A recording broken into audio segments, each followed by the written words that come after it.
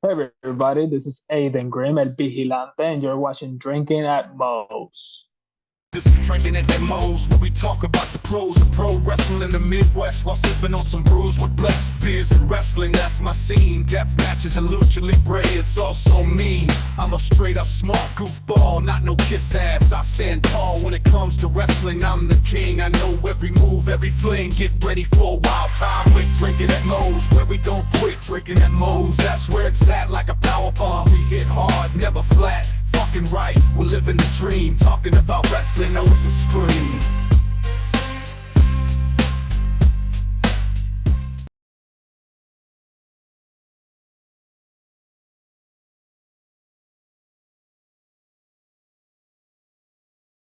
All right, everybody, taking time out before we get this show started.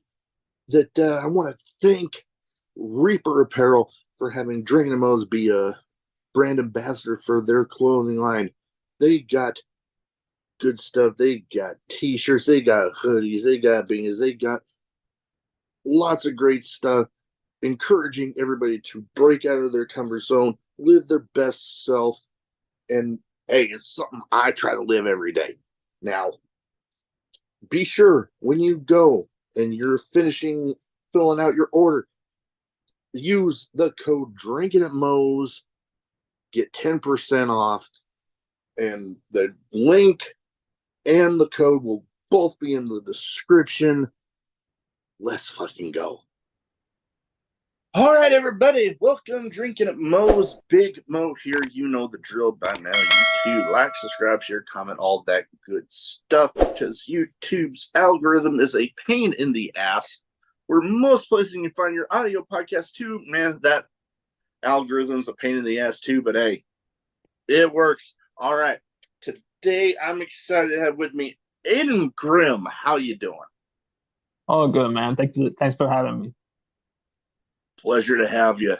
So the first thing I like to start off with everybody with is what got you started as a fan, and then what got you deciding to make that leap into the business? Well, what got me started as a fan was the fact that me and my brothers always hang out at my grandmother's house when we were kids, and I'm the youngest one out Mm. of five, so I always did whatever my brother did. So all they did was watch wrestling and play video games, which by the time was like the Nintendo 64. We were playing Oh, that. Revenge. We were playing No Mercy, WrestleMania 2000. Those are my first memories of wrestling. If watching wrestling as a fan, the my earliest memories is probably WrestleMania 14, which Mm. is the one that Kane and the Undertaker faced off for the first time. That Oh yeah. memory is like my very first memory of wrestling is watching that live. That was also Shawn Michaels' last match for a little bit, where he was, he hurt his back and everything. Oh yeah. I was I remember that. trying to remember back then who he was facing that one. Steve Austin. Steve, that was the one I was thinking of Yeah, yeah, it because was I was. WrestleMania when he retired for the first time. Oh yeah, yeah, So that those are my earliest memories of wrestling, and I always enjoy it as a yeah. fan, and but I never thought I would ever be a wrestler. I was just I was in high school back then, and I started lifting weights, but I never did it because I'm gonna train because I'm gonna become a wrestler. I Yeah. always did it because I enjoyed the physical activity of it. It wasn't until I started working my first job that one of the people that worked with me happened to be an independent wrestler. His name was Jose, and that was one of those moments that I thought that, well, I got nothing to lose with asking. So Oh yeah. I asked him, hey, is there a chance that I can try and train with you guys? And he gave me the opportunity. It was so cool since the very beginning, and that was my journey, the beginning of my journey. Nice.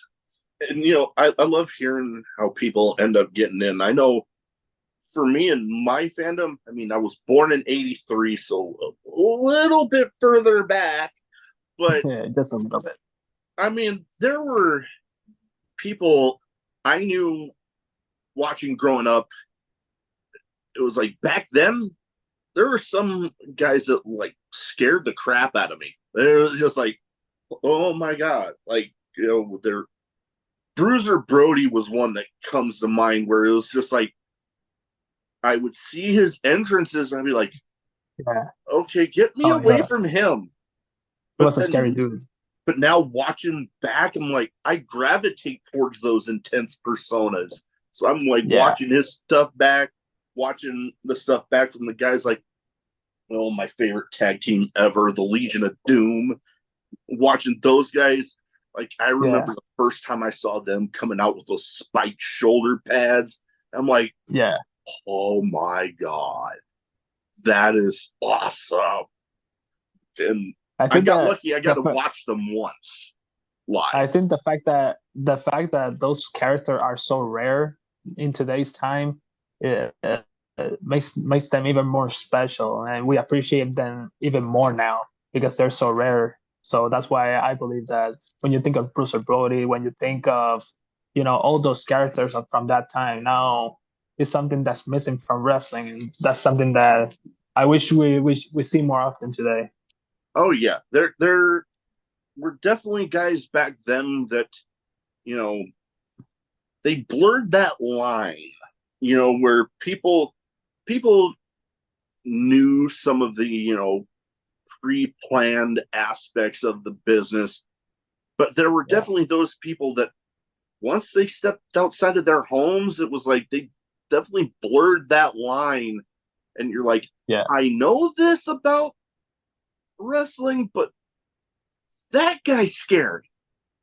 yeah, And yeah, you don't really have a whole lot of that right now. yeah. There's some people that do pretty good job, but Hmm. there's a lot, oh God, I heard somebody talk about, especially with like heels, where it's like, Yeah, you want to be that heel in front of the camera, but I mean, you can't really fault anybody for when you get back to the merch table. You kind of want to yeah, be able to sell your stuff. yeah. I know. But So if you feel, that's when you have someone special, because especially in today's time where people are smarter about it. When you get a character that people say, okay, I know how this is supposed to work, but that guy is real. When you get that hook, that's when you got somebody special. no, most definitely. Now, when it comes to yourself in the ring, like I talked about, there's people out there that, they blur that line with their in ring personas. How did you come up with yours? Like how your in ring persona and how that all came about? Because that first little bit I can understand can be a bit of like a feeling out process. What's gonna Yeah, stick, what's gonna work yeah, here, there, whatever yeah. it might be. Well, you never know until it's all trial and error, man. It's Mm, all trial and error. There's no one formula of doing this. So it's all about experience, because when you're young, when you're starting, you want to be like, the super baby face. You want to be the guy that everybody loves. But it's not until you start doing it that you realize, man, it's really hard for people to love you. And that's how you realize that, okay, I have to find my way to connect with people, because some people try to imitate other wrestlers, but that's what worked for them. It's not necessarily what's going to work for you. So you know, it's all about years of experience, and finding yourself, finding your own persona. And a lot of times what works is like your real persona, but bumped like a couple of times. oh yeah. And I was a baby face most of my time, but when I started being a heel, I got more freedom to act more like myself. Not saying that I'm an asshole, but Yeah. but I got certain attitudes that I had to contain inside, because if I did it, I would look heelish when Mhm. it came time to talk. So when you're trying to be a baby face, you don't want people to say this guy's kind of cocky. Like I don't like him. No, you want to be liked because that's the job of the baby face. Yeah. But once I got to be a heel and I got to get I had the freedom to get those emotions out. That's when I really started rolling. That's when I really started doing my best promos, and man, it was such a fun time. I can imagine. Like, you bring it up perfectly. I think it was a Stone Cold documentary. My collection's back here. My favorite wrestler of all time, but he mentioned about the Stone Cold persona was basically him just like kicked up a notch. And Yeah, people can really see that when you're not just playing something that was assigned to you. yeah, You're like getting those exactly. authentic pieces of yourself out there. And then that's when it seems like the people can really latch onto that because they know there's nothing fake fake No, about what you're doing. no, exactly because it's it's not hard at all to do because you don't have to pretend anything. It's you. It's you. Mm-hmm. You're just maybe exaggerating a little bit, but it's you. And even if you see the Stone Cold Steve Austin videos from today, that's him. That's the way he talks. That's the way he acts. Obviously, when he's in the ring, he's he has a certain way that you say, okay, now he's working, but his real self is more or less the same thing. Oh yeah, and that's always you know when he started becoming Stone Cold. That's what always I guess I look back on when I think about how I started to gravitate towards those intense personas. Is it's Yeah, like I saw him and I'm like, oh dang, yeah, and then you know I guess yeah, when I was growing up during the time when he was really getting going with that, yeah, I was one of the bullied kids growing up. So when I'm like kind of vicariously living through him, watching him like yeah. take care of all these people giving him crap, and then it's like, man, in my head, I'm like, man, I wish I could do that and not get in trouble for it. He was such a relatable character because it's day-to-day life. Who doesn't have a boss that you just say, I just want to smack this guy? Oh yeah, no, that was the thing that came up quite a bit. Yeah, Everybody at one point or another has had that boss that man they just wanted to reach back and smack upside the head. yeah. And watching him do that to Vince McMahon just gave people a certain amount of of pleasure of watching. Like, oh man, I like seeing that. I want to see that again. That's why they sold so many tickets. And Oh yeah, to this day, and he's been retired since like 2003. To this day, he's one of the best sellers in merchandise. oh yeah. Hell, I know anytime I see anything new coming up at his, I'm like, okay, bank account, do I got? Am I good? Okay, here we go. Let's go. Oh yeah. and and that's why I always put Stone Cold over The Rock.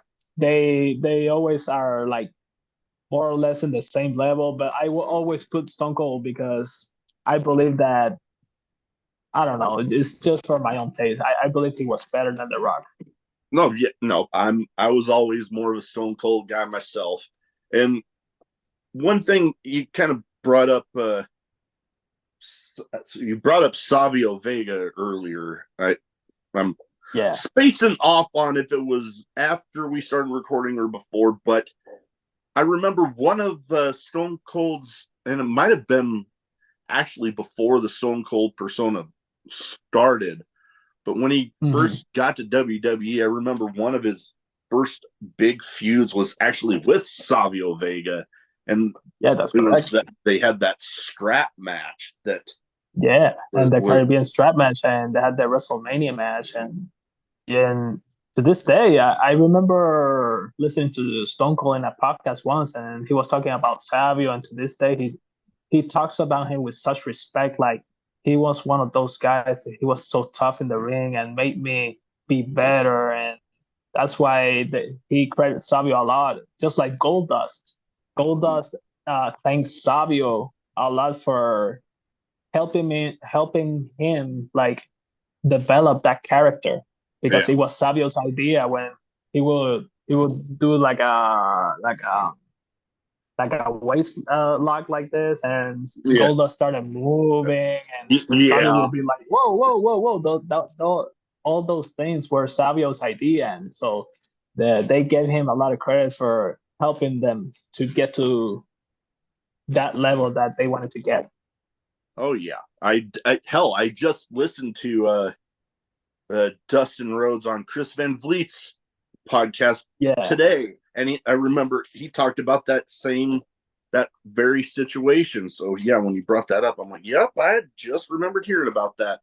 And that's great. the thing that I remember with him back then was there was definite a sense of Puerto Rican pride when people would see him out there on the big stages. And I remember I thought it was pretty cool after this was a while later, but Yeah. with my podcast, I actually had somebody that he had come down to Puerto Rico feuding with.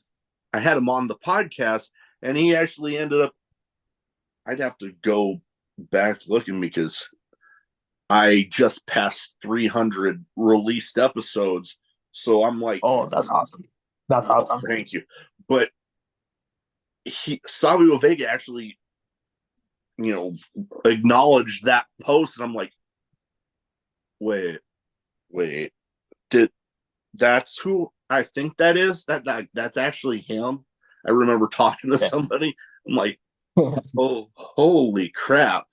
Like, that for me was almost as much of a shocker of somebody acknowledging something about my show as when I had former Ring of Honor 6-man tag champ Dutch on, and Oh, that's not cool. not realizing at the time that he had the relationship he did with Bray Wyatt.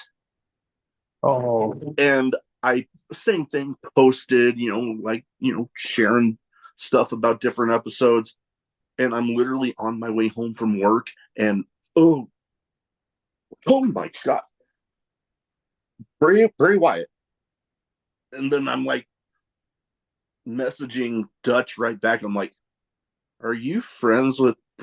And then he's like, "Oh yeah, blah blah blah." I'm like, that explains so much right now. But going yeah. back to Savio and the Puerto Rican Pride, I mean, you've competed down there. You've seen some of the passionate fans. Like hell, the world really saw it like just the other year with I work. I actually worked for Savio for over 7 years. So I was gonna I, say, yeah. And yeah, everybody saw the Puerto Rican Pride when they held the Backlash event down there. Like, I kid you not, Bad Bunny's entrance still to this day, when I see the video pop up, I'm like yeah. goosebumps watching that because that was something else. It But was something special. oh yeah, but you see, you worked for Savio down there. He made an appearance at that show, and you That's know, it's just the sense of the how passionate. And I mean, yeah, we've all heard some of the crazy stories from hell back, you know, during my initial fandom. But yeah. I what was your remember. experience like there? I mean, you worked for Savio down there. You've won some pretty big stuff down there. What was your experience like? Well, there's a reason that they used to call Puerto Rico the Mid Ryan of professional wrestling because in back in the territory days, they took all those guys that they wanted to develop and they would send them to Puerto Rico so they would, master get better at their skills. You can ask Kane, You can ask Bret the Hitman Hart. You can ask the Great Muta. You can ask so many people that, you know, came to Puerto Rico just to learn because it was such a strong territory. Obviously, with time, things change, but to this day, one thing hasn't changed, and it's the passion that the fans have for wrestling in Puerto Rico. And you see that in the reaction, the crowd reactions. There's no crowd reaction in the world like the Puerto Rican crowd. You obviously saw that with Bad Bunny, that he's not even a pro wrestler full time, but you see the amount of energy, the amount of passion, the amount of support that the Puerto Ricans give to our people. And another thing about that event is that when Carlitos show up, that place erupted because they have been waiting so long to see Carlito back, and the fact that he came and helped Bad Bunny and everything was such a special moment for Puerto Ricans, and it was also very special for the wrestlers because the to see the face of Selena Vega when she got Ah, introduced mhm. from Puerto Rico, and she opening her gear And with the Puerto get the Rican flag, flag. Yeah. and seeing the expression in her face, man, it was so Oh, emotional, and that's the kind of passion that I would say separates the Puerto Ricans for any other people. We all due respect because we are so passionate in everything that we do. Doesn't matter if it's wrestling, doesn't matter if it's baseball, boxing, which is another huge sport in Puerto Rico. We are very, very passionate, and uh, we support our people. Sometimes we're our own worst enemy, but we are when we want to support our people, we're very passionate about it. oh, and that has been made evident throughout, you know, pro wrestling and sports history. I mean, yeah, I would have to say, especially when it comes to sports entertainment, pro wrestling, whatever you want to call it, there is something that the Puerto Rican fans definitely hold over some of the places that they would go in the mainland United States. It's just like Yeah. you see some of the crowds, and while yeah, the in ring product might be great, the the crowd reactions just are a little yeah. Yeah, so sometimes I see that, and not doesn't necessarily have to be in the United States. I've seen that in other countries. Like Oh yeah. the performances are great, but the crowd are meh. So it's like, man, that's really taking away from for what we're watching, because the crowd is so important. And going back to your question, if you how it affected me, if you can learn to, you know, get Puerto Ricans support, I believe that you can work any territory because they are so demanding. They're so difficult, so hard to impress that it doesn't necessarily have to be a lot of moves in a match. You just have to learn how to tell a story. Hi, come here, so you can say hi. Come on, say hi. Hi, Hello. it's my little baby Elena. Hi. Yeah. Hi. Nice to meet you. Oh, nice to meet you too. Nice to meet you too. Hi, go with mama, right? Okay, papi. Vamos. Pero, ¿cómo se llama ese niño? Well, she's asking for your name. Oh, Grant. Or His name is Grant. Nice to meet you, Grant. Nice to meet you, Joanne. nice to meet you. Go with mommy, okay? Yo voy ahora. Yeah, not she. You know what? You and her both got to learn something that maybe not too many people that watch my show even know my actual name. So Really? yeah, not too many people know. Like it just around here, it just sticks. The Big Mo name that came from my time in the Navy, so it stuck, and I'm just like, hey, I don't mind it, so I'm not correcting it. Just just such a polite girl. She likes to make new friends all the time. Ah, yeah, no, that's awesome. I'm kind of hoping my little one, that's Oh, on the way. congratulations. Thank you. Congratulations. I remember our conversation and you mentioned that you're about to be a dad, so Oh it's yeah, a real blessing, man. I wish you we. the best. Oh, thank you. Yeah, we actually apparently just today. I mean, well, we got told the induction date because she's getting induced. We actually finally got the set date, and then Okay. apparently today we got the call that hey, we they won't give us an exact time, but we're in the books, and it's looking like that morning. Yeah. Okay. So it's like, man, like I just think like I've always thought it would be cool to have a little buddy to watch wrestling with. Yeah. Obviously be a good parent, but have something that I can share with my son. Something that I'm Yeah. passionate about. Share that with him. Great. Yeah, create a bond, a special bond with something. Yeah, that. That's very. I tried with my daughters, but she gets scared when she sees daddy getting beat up. So I try Understand. to I try to share other things with her, like video games, and she likes video games. Yeah, no, and I can share that with him too because you mentioned some of like the Nintendo 64. A lot of those games that you brought up, I actually have back there. I That's I cool. haven't picked them up in a while, but they're there. Yeah, I used to have them back home, but ever since I moved there, a lot of stuff stayed back. So our I'm trying to get everything back, Oh little by yeah, little, buying everything back. no, I get you there. I had to go through a little bit of that myself. Now, before we move on to some other things here, there was that big you mentioned in one of our conversations a big important title went down there in Puerto Rico. Now, I can Yeah, only imagine for somebody of the heritage and getting a chance to first off just getting to compete down there is one yeah, big honor, but to be able to win an important title down there, yeah. whew, something else.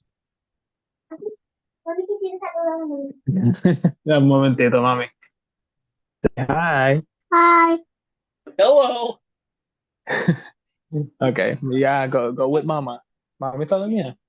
No creo, pero solo que queríamos quedarnos un rato contigo. Estoy hablando, ¿ok? Por favor, ve a donde mamá. Yo voy ahora, ¿ok? Pero papi, lo que pasa es que me quería quedar contigo. Ok, quédate aquí, ¿ok? Aquí. All right. You're Yeah, it's all good. sorry. All Ah, right. So yeah, the title you're talking about is this one. yeah.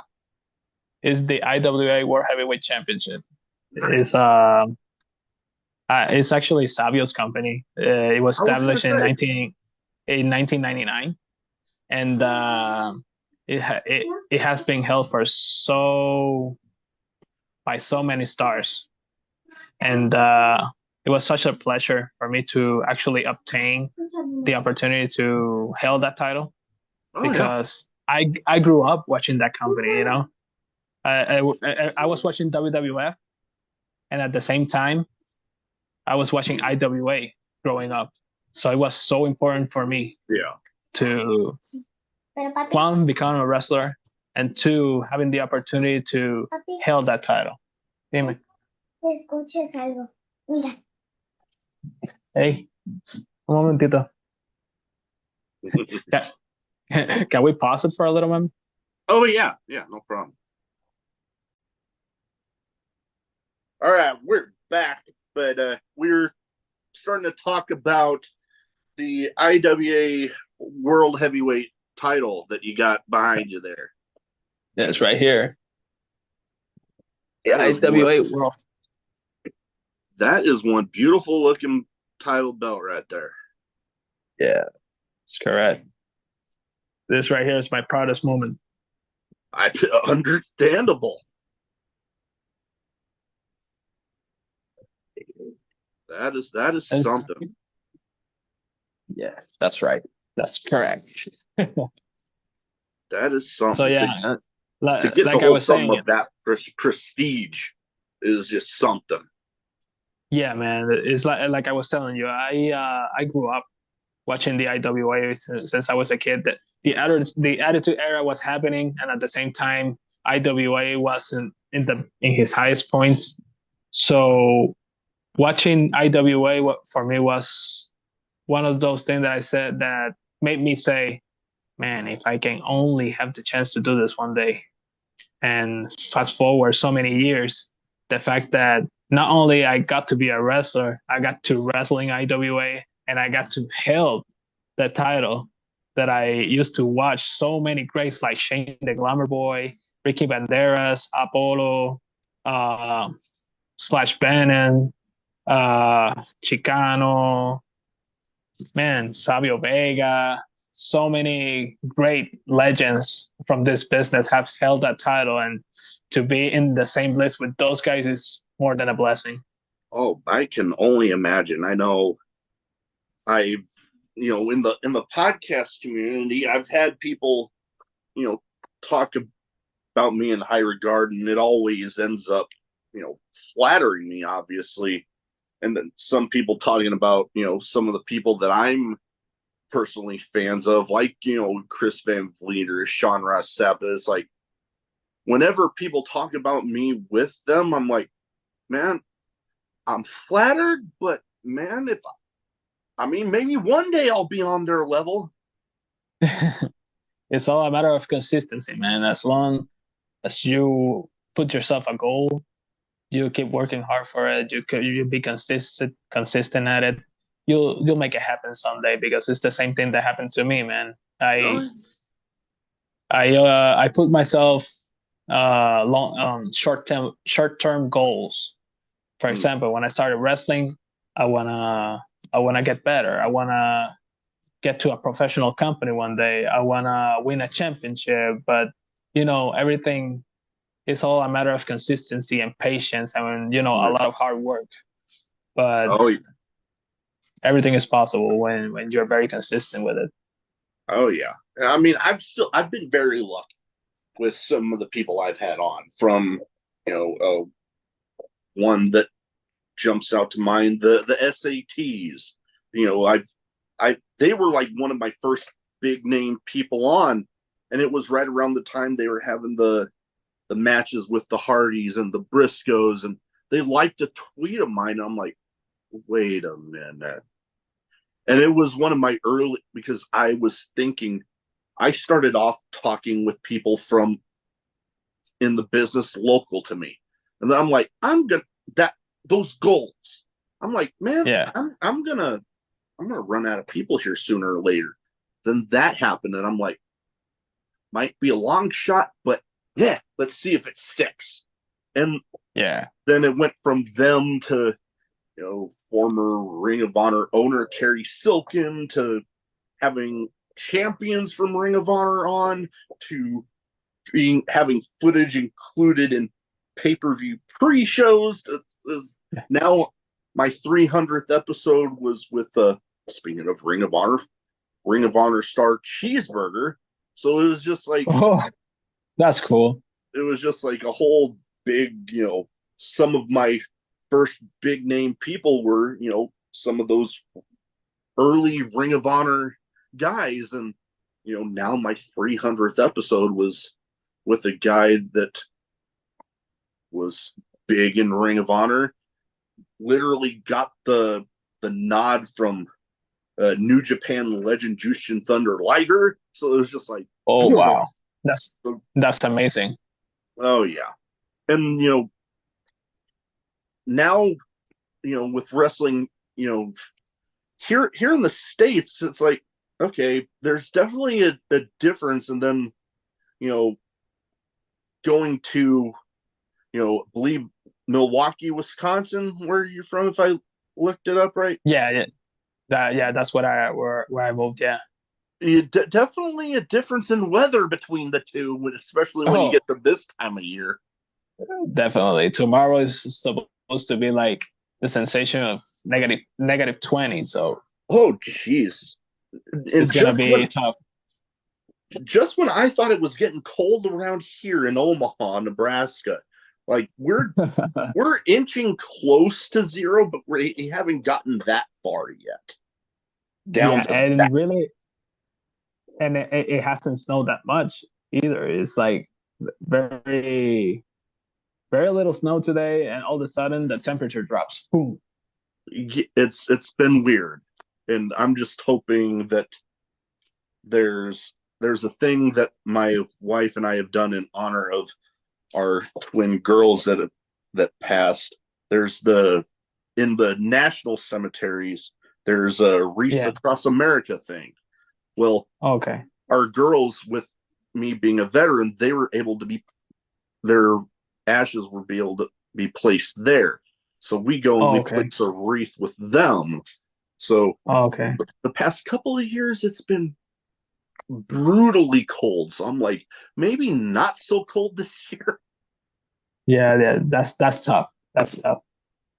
But what's it been like for you? Here mainland side of the states.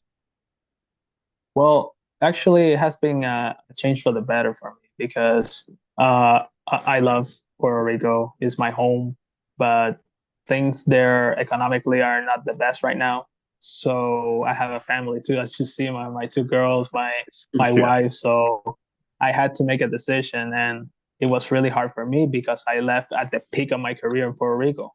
I was champion when I made the decision. So I did that for, for the future, for my family's future. So thank God I did because I'm doing really good right now. So I'm just looking forward for what's next. And hopefully I'll be back in Puerto Rico for visiting families and hopefully wrestling for Savio again. But I will always come back to Wisconsin because it has been so good to me. And I truly believe that my future is here and my family's future is here. that's awesome. I got relatives up in Wisconsin, some that still live there because my mom used to live up, I forget what town, but they ended up pulling me into being, a cheesehead, being a Packer fan. Yeah. I actually just a couple of years ago got to go to my first ever game up there. Oh, wow. And Nice. I got to, let's just say, some of the cold that you were talking about. Hmm. Yes, I definitely experienced that. I can only imagine in a stadium when you're sitting so high that, man, when that wind blows, is it's tough. I, I will Especially, say I will say this though, when you when they got everybody jammed in there and you're sitting as close together as you are, yeah, it's still yeah, freezing, but you get that body warmth of everybody else, so it's not yeah, as bad. yeah. My wife I thinks went I'm nuts. to I went to Chicago to Soldier Field to watch Metallica, and Oh, Soldier Field is open. So when the wind started, it was kind of chilly, but thankfully it was August, so it wasn't that cold. I can imagine doing that now. oh God, yeah, no. That I think that's why they either choose the warmer weather outdoor stadiums, or if they come up this way, it's too like, oh, I'm forgetting the name of the Viking Stadium, enclosed. Oh, okay. Yeah. So I can see that. Now, before we get into my two categories that I round stuff off with, there was a a quote on Facebook that it reminded me something similar to a quote that I kind of joke about sometimes, but I definitely believe in it. The quote on your Yeah. page, it said, "Do it right or don't do it at all." And Yeah. the one that it got me thinking that I use is don't half-ass anything. Always use your full ass. I like that one. That's really good. Yeah, oh God, I'm one to say that I can't really remember exactly where I heard that quote first. I'm one to say it. Funny enough, it might have been the cartoon The Simpsons, but I definitely remember hearing it, and I'm like, you know what? As funny as it is hearing that, it can work. Yeah, it makes a lot of sense though. Yeah, when you sit Well, down and you think about it, do it right or yeah, don't do it at all. Basically, along the same lines of don't half-ass anything, always full ass. yeah. That quote for me has a lot of old school mentality behind it because I learned old school wrestling, Yeah. and I used so many skills that were taught to me by so many legends, and I carry that with a lot of pride. And seeing how wrestling has evolved with time, it's not that I'm against the modern style of wrestling, but I believe that people are not taking their time to learn their craft the correct way. Mm. So sometimes I can be a little too critic to say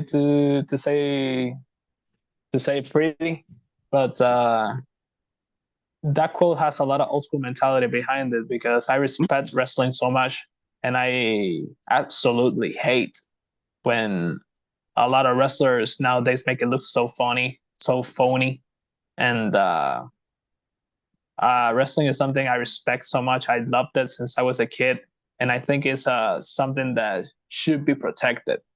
All It right. shouldn't be when people talk about wrestling. Should be something something cool, something to be respected, not something to make fun of. So that's why I wrote that because every time I step into the ring, I make sure that to protect the business, to compete in a way that to honor the people that taught me Oh yeah. and to make this, a respectable sport, not to make it a joke. Oh yeah. You're definitely when you're going out there, you're definitely a product of who taught you. You're Yeah. a representation of that. So if you're not taking it seriously, you're kind of maybe unintentionally reflecting that onto people who will look at, oh, who trained this guy, and they see it and are like, oh, I wonder, and just have not a great opinion of the both of you after that. Yeah. And then it's as simple as I can tell a guy I can tell that a guy is properly trained just by seeing the way he walks in the ring. Mm. Just by seeing the way he walks in the ring, I can tell, okay, this guy has something going on, or this guy is just another phony wrestler. Mm. Gotcha. All right. Now, like I said, I got two categories that I round stuff off with here. First one's a bit of a name game where I name off some people. You give me some quick thoughts on them. And I try to theme it towards the guest as much as possible. And we've talked about a few of these people already, a little bit. Okay. But All right. each of these people, going with, the Puerto Rican pride of everything, each of these people, definitely got a lot of Puerto Rican pride in them. All First right. one guy doing his damn thing right now, Damian Priest. Oh, Damian Priest. Does it have to be one word, or can I It doesn't have to say be like? one word. It can be like a couple Oh, sentences. okay. Oh, Damian Priest, man, that's one true example of hard work, and a true example of you're never too late to better yourself. Because when he got signed by WWE, he wasn't a 20-year-old guy. He was mid 30s, or it was later. Yeah. and seeing all the hard work he put in, all the weight that he lost to where he truly committed and he got signed and now he's a former world champion. Oh yeah. I can only say he's a very he has made us proud. Oh, I can. He's a true representation. He's a true representation of what a Puerto Rican is, and I'm Oh very yeah. proud of that. I would definitely say in my opinion, I think he would be doing you guys proud because I think back, I think it was right before that title defense with Gunther, however you want to pronounce it. But Yeah, there was a side-by-side photo of like early days for the both of them, and then seeing, you talk about the transformation for, Damian Priest. Just look at Gunther and, just Gunter was holy I don't know crap. I don't know how much weight he lost, but he looks like he lost like 100 pounds I, easily. I was gonna say, he definitely looks like he lost a good chunk, but man, they're both in just such great, amazing shape. Very, passionate guys.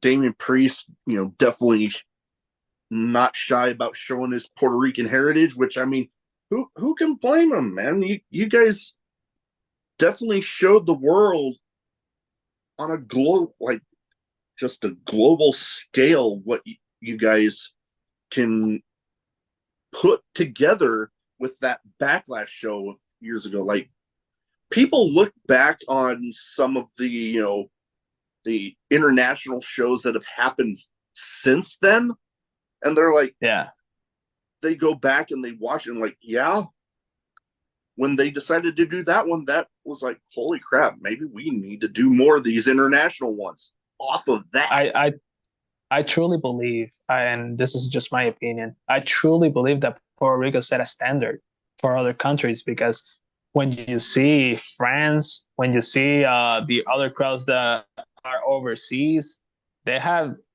it almost feels like a competition because people are comparing them, but it's a good competition, like who has the best crowd reactions.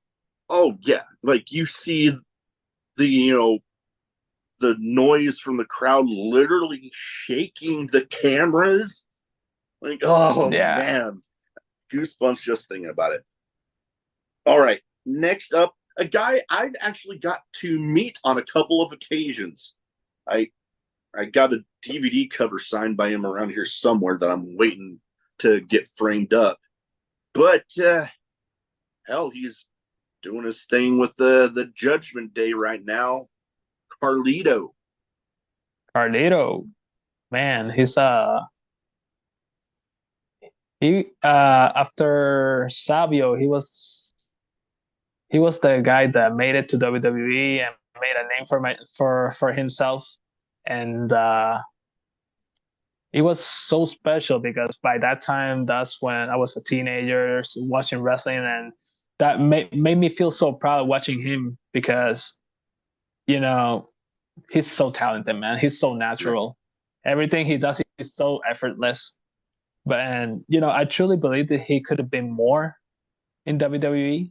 So it's never too late to see Damian Priest. I truly hope that he gets his shot at the world title sometimes because man, if there's something that Carlito has never lacked, it's talent.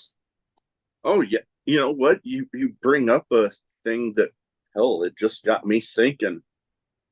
You know, Damian Priest chasing back after the title, Carlito, in an opposing faction, you get Carlito the chance against him. That would be a pretty interesting dynamic right Yeah. there. I didn't exactly think about that till just now, but yeah, wow, I wouldn't mind that one Yeah. bit. Oh, I was actually this close of wrestling Carlito once actually. no kidding. Really, really, because it was during the pandemic, and for IWA and WWC made like a union for a little bit of time, Okay. and I was the first guy from IWA to invade WWC, and the plan was for Carlito and I to eventually meet in the ring, but it never happened. But man, That would have been that cool. would have been so cool. It would have been so cool. All right. Next up, we talked about her a little bit. Zelina Vega. Oh man, she she has such a bright future ahead of her. I really believe that she has she has a bright future ahead of her. She's so talented, and you can see the passion in her face. Like Oh yeah. when what we talked about earlier, the way like the expressions in her face when she did the thing with her gear, the Puerto Rican flag. She she's someone that I truly believe is gonna be great. And now they're doing the Intercontinental Women's Championships and all Yeah. that thing. I think it's a really good opportunity for her to shine. Oh yeah. No, that some people complaining about that in the women's United States title, but it's like you got so many talented women, including Zelina Vega, on both Raw and SmackDown, just clamoring for a chance to shine. You get Yeah, you give them a title to fight for, you're just giving that many more people something to shoot for because yeah, there's people that say less is more, but when you only got yeah, one thing to shoot for, you just got a whole bunch of randomness everywhere else. yeah. Especially now that you have so many women. It's not like before that you only had a few, and okay, it's good only have one title, but you have so many women now that they need something to compete for. It's not just the women's championship. Oh yeah. You know, they need their own time on TV, especially now that Netflix is starting soon. Oh yeah. SmackDown is gonna go, I think, 3 hours, if I'm not mistaken. So Yeah, I'm gonna say yeah. they can use that extra time, and the women have proved to be very talented, and they can get the job done. Oh yeah. Now I've been somewhat familiar with this last one's work, and even more so after having talked with a few people from the promotion that she's at right now, MLW. But Okay. Selena De La Renta. Selena De La Renta. I really don't know much about her. I think I was close of sharing locker rooms with her one time, but I don't know, something happened because she used to manage some wrestlers in Puerto Rico, and I was like wrestling in different companies by that time, but I never had the chance to meet her actually, unfortunately. Yeah, I've been like I said, I've been catching up on a lot of the MLW product, and Yeah. having actually had people like Brett Ryan Goslin on, and What I've seen of her, she's a really good talker. oh yeah, like She's a really good talker. this whole thing they got with Cesar Duran and the some of the Yeah. people from back in like the Lucha Underground days, coming in there, man, it's And something. Yeah, she's she definitely got that. She's got that intense passion that like when you see yeah, some of these promos that she's doing. and yeah, the eye contact that she does with the camera, you can feel it. It's something very special. Not a lot of people, even male talent, a lot of people don't have that. So it's something for her that she can be a really good manager for the rest of her life. She doesn't even have to be a wrestler. Oh yeah. All right, now I have some random questions. Some might be wrestling related, some might not be. Some probably have nothing to do with anything we've talked about so far. That's cool. That's why we're here. Ah, yeah. So, first one, craziest in match moment for you. Oh wow, man, you got me thinking. This one tends to do that. Man, after after 11 years, almost. So crazy to think about just one. It can be tough, especially 11 years in, trying to narrow it down to one. So like if there's like a couple that you just got rumbling around in your head, I mean, we don't need to nail it down to just one. I mean, uh, craziest. It, winning the world title was very, very crazy to me because I never even saw it as a possibility, Mm. you know? So I think that's crazy to me. Oh, The and I can show you videos later when I was in the middle of the ring, like, and the ref was handing me the title. I was like, I was a heel, so I wasn't showing much emotion, but the fact I was pulling my hair like this, I was like, shit, this is really happening. oh God, I can only imagine. I know, hell, some of the stuff like getting to be a part of a fan fest for a wrestling show and getting to have Bronson Reed on for a short one. Like, Yeah, it was moments like that that was like I can imagine somewhat similar, where like yeah, growing up, yeah, you might think that like that would be cool, yeah, but yeah, like, is that actually going to happen for me? But then yeah. when you actually get there and it happens, you're like, holy shit. I think I think all of my accomplishments, all of my accomplishments in IWA is crazy moments for me because Yeah. it's so surreal. When I won the Intercontinental Championship, I was a babyface back then, so I cried. That was my first major title, and I absolutely cried. And I thought of my dad because he was so supportive.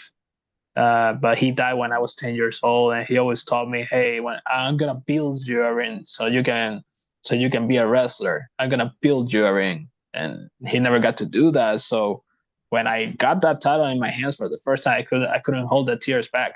I was like, "I did it, Dad. Mm. I did it." Oh yeah. No. So I were oh, another thing, being face to face with Invader, which Oh.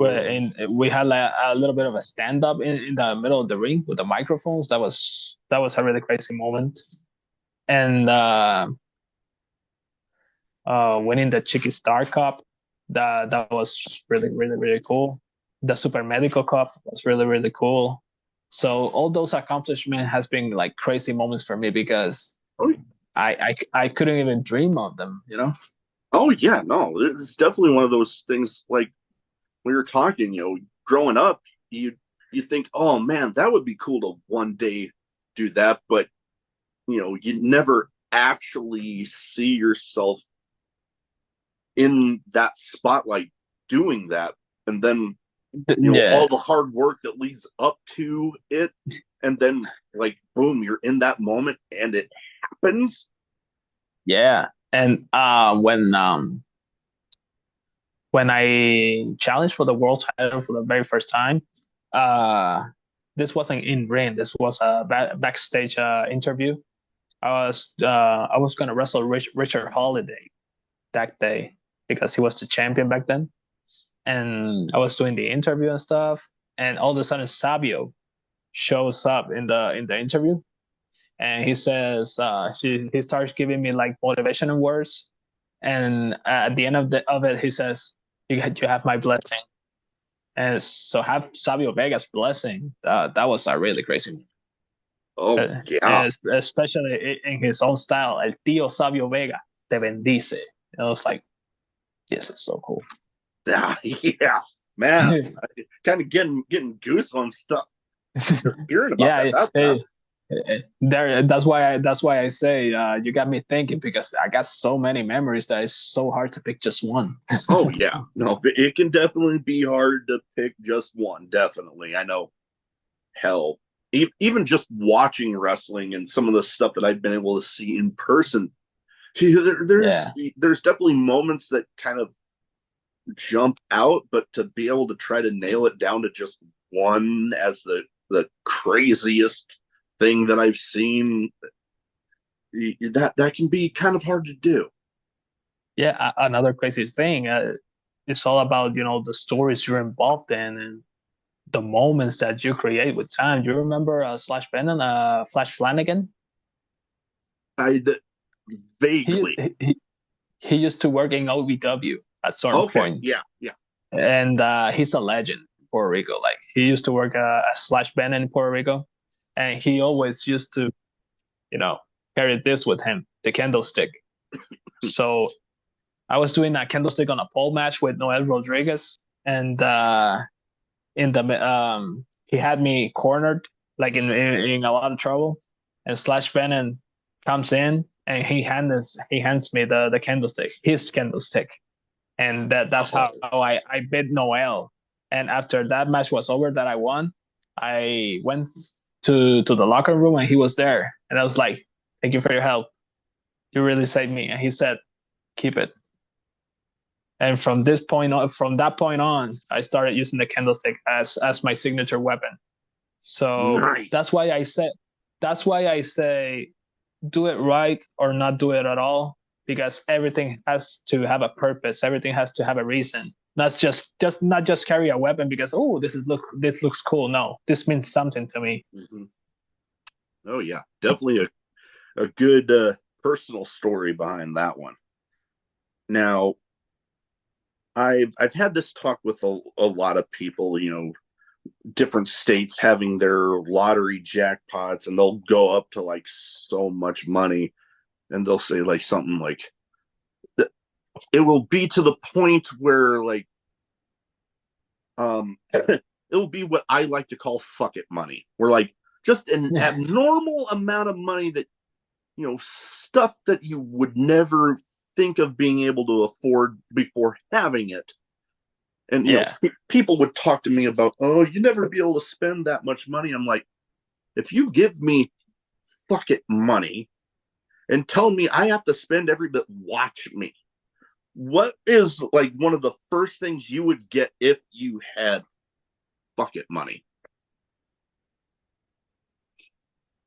okay. First first of all, a house. That, yeah. A house. A big farmhouse away from people.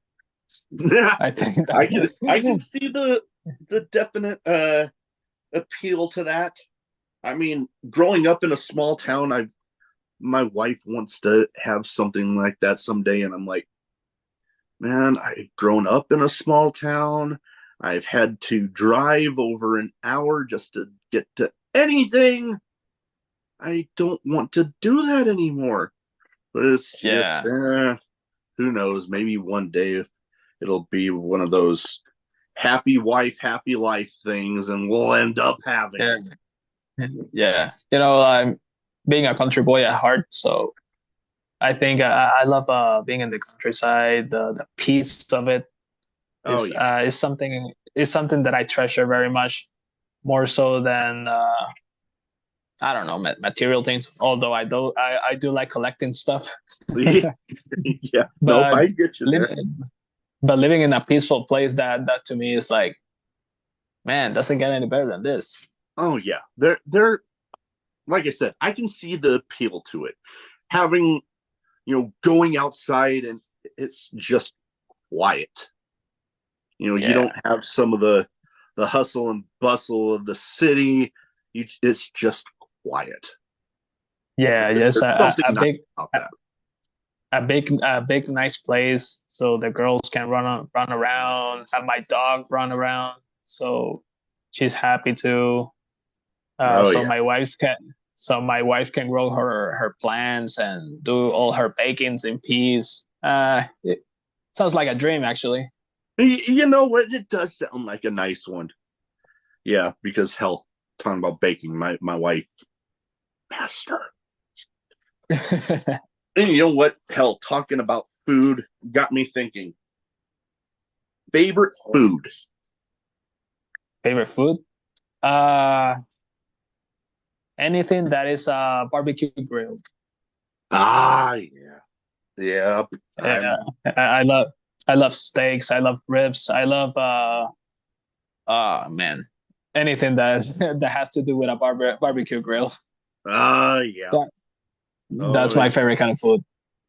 you know, I've since meeting my wife and actually getting to use our grill, my menu of stuff that I can make has expanded, and I mean, yeah, a lot of it is on the grill, but hey, if I can make it and it tastes good, who cares? Yeah, man, I love cooking. That is one of those things that I really enjoy. It brings me peace. My Oh, wife is a professional chef, so nice. she has really taught me a lot, and that's something that both her and I enjoy doing together. Oh yeah. Yeah. I offer to help. My wife is more of the cook in our house. I try, but I try to offer to help when she's in there, Yeah, but yeah, no, she don't like having me in there when she's it's like no, I can do this alone. yeah. But hey, she can't say that I didn't offer. Yeah, yeah. All right. Next question I have here, with the name of a show like I have, I feel like I have to have it in here. Favorite Yeah. drink, alcoholic or otherwise? Okay. I love Jack Daniels. I love Screwball, which is peanut butter whiskey. That's a good one. I uh, I love the Coors Banquet. Oh, that is one of my favorites. One of my I call absolute them favorites. I call those the Johnny Lawrences because of the Cobra Kai.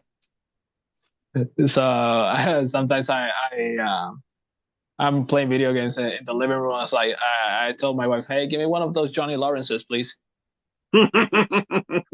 So I like that one. I like Miller Lite because it doesn't make you too bloated. The so it kind of works when you want to keep certain physique and you still want to have a couple of beers. Oh yeah. So Miller Lite is like my go-to when I'm trying to train more often and stuff. But I like Coors Banquet, I like Coors Light, and I like whiskey. Okay. Yeah, when it comes to liquor, I've been more of a whiskey tequila guy, but yeah, Coors Banquet and Kona Big Wave probably my two favorite beers. Like if I'm going out to buy beer for myself, it's one of those Yeah. two usually. Have you ever come to Wisconsin? Yes. Have you I ever tried have you ever tried Spotted Cow? yes. It's a really good one. When I was up in Green Bay for the Packer game a couple of well, actually I'm trying to remember when. Like almost 2 years ago now. But when I was up there for that, my brother had been up there before and was like, "Oh, bring back something." I'm like, I was with my dad, so we are like, "Okay, we'll find some." And we literally It- almost filled up the trunk of my car with Spotted Cow. And I actually, unfortunately, here in Omaha, they don't sell this, but I actually found oh broken. man, I wanted to try that. I out of the IPA or the American lager, I much prefer this, but I'm like, I actually found some, so I'm like, okay, that's mine. I need to try that one. I really do. It, So it's the Spotted Cow, I remember with the first time I tried it, I was taking my wife to a concert and we went to have dinner before it because we got there like very early. And I asked the waitress, it's like, what beers do you have? I have the Spotted Cow, which is a Wisconsin beer and stuff. I was like, well, I would like to try that. And ooh, it's really good. oh yeah, no, it's definitely good. Anytime I know anybody that's going up that way, I try to hit them up beforehand to be like, hey, can you bring me back a little? It's really good. It's really good. Oh, definitely. Last but not least here, best advice you have for anybody wanting to get into wrestling. Best advice. it would be easy for me to say do it right or don't do it at all, but that's too simple. Yeah. Treat it with respect. Treat it with respect, and don't learn to lower your speed. This is an advice that Savio gave me a long time ago. Don't get people accustomed that you can go 100 miles all the time.